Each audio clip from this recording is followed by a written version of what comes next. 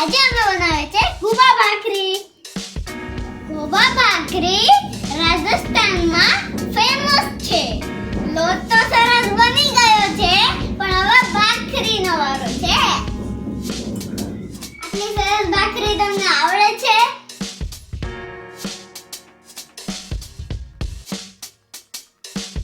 આ બની રહી છે ગોબા ભાખરી.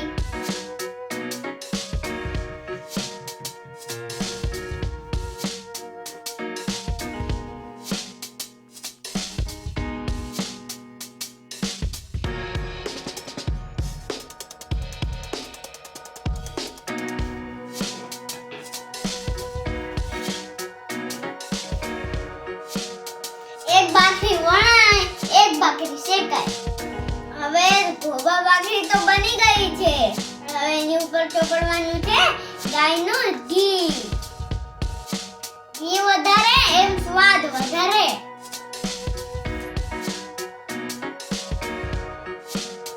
હવે ગોબા ભાખરી બની ગઈ છે ને આવતા રહેજો જમવા. વાર્યો